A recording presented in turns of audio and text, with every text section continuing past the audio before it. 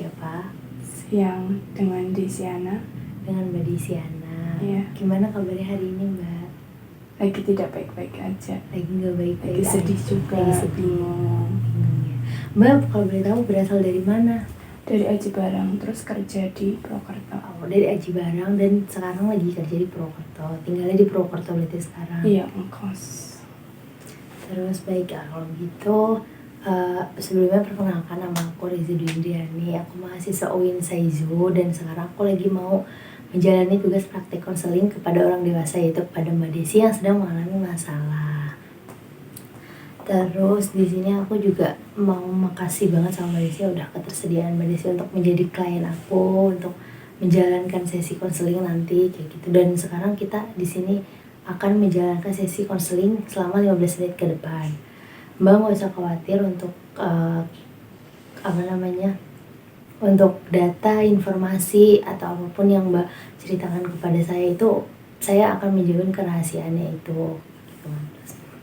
Habis itu kalau misalnya nanti dalam sesi konseling kita ke depan Mbak merasa nggak nyaman, Mbak merasa nggak bisa menjawab atau apa, Mbak bisa memberhentikan sesi diskusi kita kali ini. Tapi kalau misalnya Mbak bersedia untuk melanjutkannya, kita bisa melanjutkan selama 15 menit ke depan.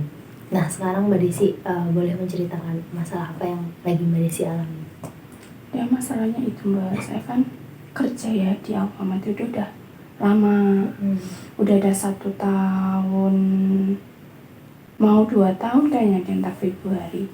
Nah terus nggak tahu itu ada masalah konsumen gara-gara dia itu komplain member itu loh kepotong 1.100 atas nama kasir aku.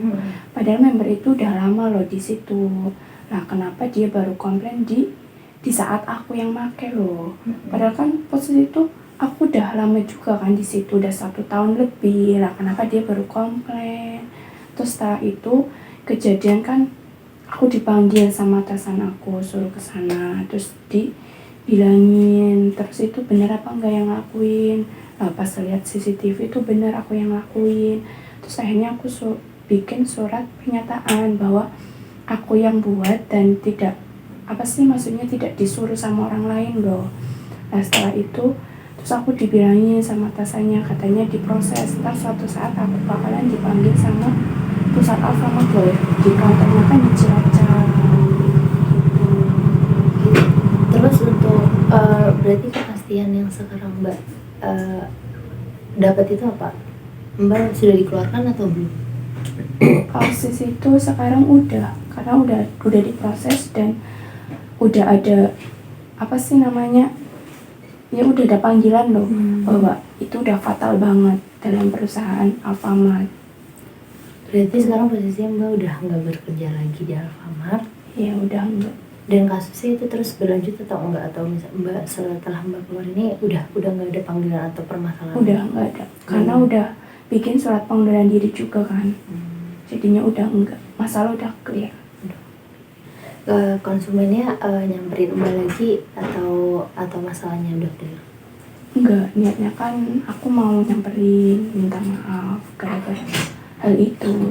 Nah tapi pas kepala toko aku, atasan aku bilang kan mau ke sana, tapi katanya konsumennya nggak usah, udah di Tangerang soalnya. Dia mau memastikan aja, soalnya di notif HP-nya dia itu, membernya dia itu udah berkali-kali dipakai di situ loh. Terus ada notif bahwa membernya itu kepotong 1.100 di Alfamart Dr. Angka atas nama kasirnya aku di sana. Kejadiannya tanggal berapa ya lupa lah, jadi ada kejadiannya lah, ada penjelasannya di situ. Lumayan sulit juga ya Mbak sebenarnya kasusnya gitu. Terus sekarang kalau boleh tahu Mbak tinggalnya sama siapa? Sama Mbak, soalnya kan Bapak sama Mama kan udah cari juga, terus aku ikut Bapak. Setelah Bapak udah meninggal kan aku jadi ikut Mbak. Berarti Mbak sekarang sendirian atau Mbahnya lagi sama Mbak? Enggak, Mbahnya lagi kerja juga di Surabaya. Jauh ya berarti. Iya. Terus Mbak kalau misalkan di Purwokerto tinggalnya sama siapa? Di Purwokerto aku ngekos, karena kan aku kerjanya di Purwokerto sih. Kalau kayak bolak-balik juga kan capek. Ngekos sendiri atau sama temennya? Sama temennya. Terus kalau misalkan Mbak lagi ngerasa sedih kayak gitu sekarang, Mbak udah ngelakuin di tahap mana? Udah sampai mana? Mbak kayak nyari kerja lagi atau misalkan Mbak ngapain kayak gitu? Ya paling itu nyari kerja lewat IG, ntar bikin terus kita lewat apa sih, maksudnya ngirim lewat email. Kalau deket ya aku ke situ loh, ke tempat yang membutuhkan lapar itu. Terus berarti udah mencoba juga? Iya udah mencoba juga. Tapi belum ada panggilan. Terus habis itu Mbak Desi pengennya nanti apa nih? Maksudnya harapannya kayak gitu? Harapannya ya pengennya cepat dapat kerjaan lagi loh. Terus kalau misalkan di kos suka ngobrol sama temennya atau misalkan enggak? Ya ngobrol, Cerita gitu ya, bahwa ada masalah ini, terus aku bingung mau gimana. Soalnya kan disitu aku juga ada kredit motor kan, kan ambilnya 3 tahun 35 apa ya, intinya 3 tahun 5 bulan apa 6 bulan itu kan aku baru bayar 5 bulanan, belum ada 1 tahun ya. Iya belum lama, berarti emang jangka waktu nanti bayar itu masih lama banget ya Mbak? Iya. Kayak gitu, dan sekarang bingung iya. Harus gimana kalau misalnya udah gak kerja. Terus Mbak kira-kira prosesnya Mbak, maksudnya kayak dari dirinya Mbak tuh mau kayak gimana ke depannya kayak gitu. Maksudnya kayak Mbak mau kerja di Purwokerto lagi atau di mana? Niatnya sih kepengennya ya di daerah Purwokerto, soalnya kalau aku kerja di daerah Jakarta atau apa kayaknya nggak dibolehin loh sama Mbak, karena kan kejauhan. Kalau di Purwokerto kan ke Aji Barang lumayan lah, maksudnya nggak terlalu jauh. Di saat kayak libur aku pengen pulang atau apa gitu. Terus sekarang Mbak kalau misalkan lagi nggak kerja kayak gini, yang ngebiayain Mbak itu siapa? Ya paling Mbak. Hanya Mbak aja berarti. Iya. Okay. Berarti hubungan Mbak sama Mbak itu dibilang termasuk dekat ya, berarti ya cuma temennya Mbak tuh Mbak doang. Iya. Gitu. Sebelumnya Mbak kayak ngerasa bingung banget gitu ya? Iya bingung banget mau gimana gitu loh, soalnya kan aku mikirin itu motor. Pasti ngerasa sedih juga ya. Paham. Rasanya kalau misalkan di umur sekarang kayak gitu. Kalau boleh tahu Mbak umurnya berapa sih Mbak? Umurnya 22 tahun. Mau mendekati masa matang gitu iya. Ya. Butuh support, butuh dukungan dari orang-orang terdekat kayak gitu ya. Ngerasa bingung juga arahnya mau kemana kalau sendirian gitu ya Mbak. Terus sebelumnya Mbak tuh kalau waktu kerja di Alfamart itu selama 1 tahun kemarin itu gimana? Baik-baik aja atau kasir? Maksudnya pernah menjadi kasir terbaik atau apa? Baik-baik aja. Baik-baik aja. Iya. Berarti Mbak tuh udah nyaman banget di sana? Nyaman, iya, udah nyaman. Temennya juga ya udah baik juga, udah nyaman lah, intinya udah nyaman juga lah, intinya udah betah di situ. Berarti sebelum-sebelumnya emang kasus pertama terus langsung kena dikeluarin kayak gitu ya. Agak berat banget sih. Sekarang juga mau masukin lamaran di mana aja kalau boleh tahu? Paling Indomaret, terus kayak apa sih itu yang di Purwokerto, gudang kosmetik. Terus apa lagi lah tadi ya, paling itu sama Rita. Berarti Mbak emang masih mau minatnya di Purwokerto, daerah Purwokerto. Terus di tempat-tempat yang retail kayak gitu ya. Terus kalau yang di Indomaret itu gimana? Kan biasanya nih dari Alfamart itu nggak boleh katanya nih. Iya katanya nggak boleh.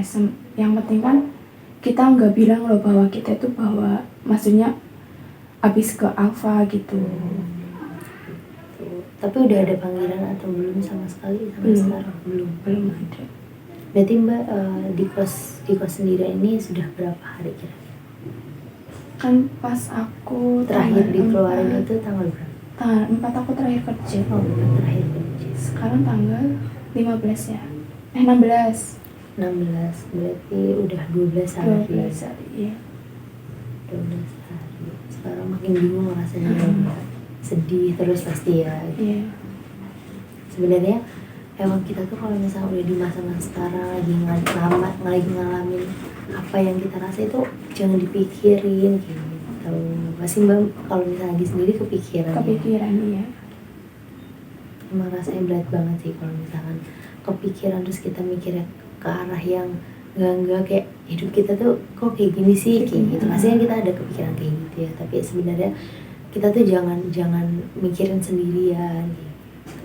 Mbak bisa cerita sama teman Mbak bisa mencari solusi yang terbaik kayak gitu, pilihan yang terbaik, jalan yang terbaik kayak gitu.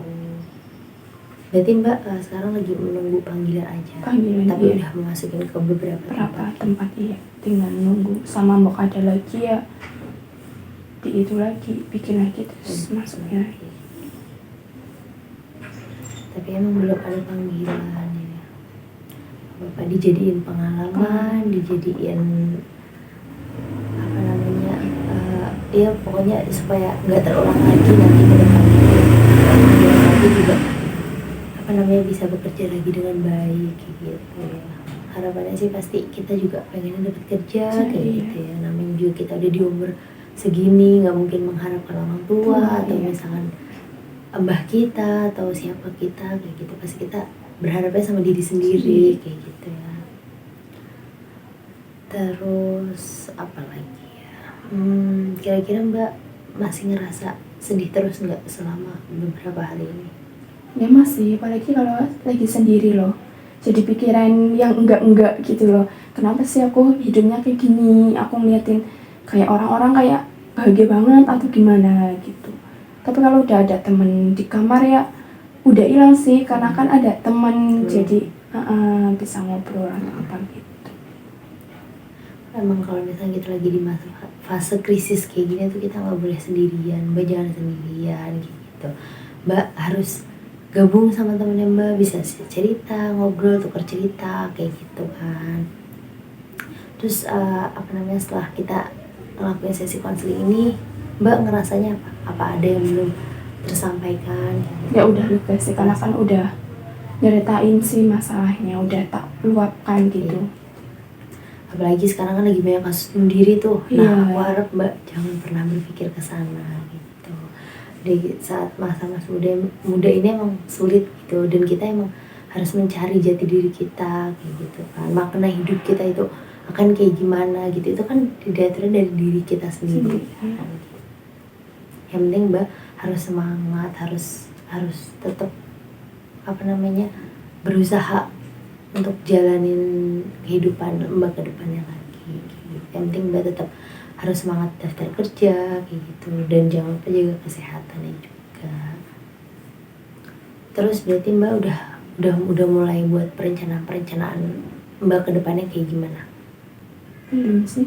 Belum. Nah, itu mungkin kalau misalkan Mbak lebih merencanakan lagi, atau misalkan Mbak bikin planning kayak misalnya nanti kalau misalnya udah kerja kayak gini, atau misalkan nanti Mbak tuh apa namanya, kalau misalnya nanti udah kerja aku nggak boleh nih ngelakuin ini lagi, kayak misalnya nanti aku harus simpan uang atau misalnya apa, supaya aku juga nanti kalau misalnya emang ada kejadian yang nggak aku inginkan udah ada cadangannya kayak gitu. Mbak harus membuat perencanaan Mbak, walaupun kita nggak tahu perencanaan itu akan berhasil atau enggak kayak gitu. Terus berarti Mbak masih sampai sekarang masih belum merasa baik-baik aja, kalau misalkan belum dapat kerjaan masih bingung ya? Iya masih bingung. Nggak apa-apa, dipelan-pelanin, apa namanya, dinikmati hidupnya sekarang apa yang ada gitu, bareng-bareng sama temennya cerita gitu. Jangan pernah sendirian gitu. Terus Mbak sekarang udah merasa lega apa belum nih? Udah merasa lega, kan udah luapin semua sih. Jangan sedih terus ya. Nah terus habis itu Mbak juga udah ngambil langkah yang benar, kayak Mbak udah mencoba untuk apa namanya, daftar lamar ke tempat kerja kayak gitu. Yang penting Mbak tuh udah melakukan pilihan-pilihan Mbak tuh, dan apa yang Mbak ambil tuh benar kayak gitu. Dan Mbak juga gak ngelakuin hal-hal yang buruk kayak gitu, gak pernah berpikir mau ngelakuin hal-hal yang buruk. Dan itu kalau bisa itu dijauhin gitu. Misalnya Mbak mau ngelakuin nyakitin diri sendiri itu nggak boleh sama sekali ya Mbak. Yang penting Mbak harus tetap berpikir positif gitu. Semoga dari apa yang udah Mbak ceritakan dan aku terima, aku dengarkan itu akan selalu membawa hal-hal yang positif gitu. Untuk data atau informasi ini udah pasti akan aku jamin kerahasiaannya gitu, dan aku gak akan menyebarluaskan ataupun menceritakan kepada orang lain gitu. Terus diperkuat lagi, diperhitungkan lagi segala rencana yang Mbak buat ke depannya gitu. Tetap semangat dan jangan putus asa, oke? Jangan sedih terus gitu. Dan makasih udah mau cerita sama saya gitu. Dan makasih atas waktunya Mbak Desi yang udah berikan gitu. Semoga sesi konseling ini bisa bermanfaat untuk aku sama Mbak gitu ya. Oke. Kita bisa mengakhiri karena juga sesi konseling ini udah mencukupi waktunya 15 menit dan Mbak juga udah merasa lega. Kalau misalnya Mbak emang butuh waktu untuk konseling lagi, Mbak bisa menghubungi aku atau bisa menceritakan lagi keluh kesah Mbak kepada konselor ataupun aku kayak gitu. Terima kasih ya Mbak. Ya, makasih ya Mbak.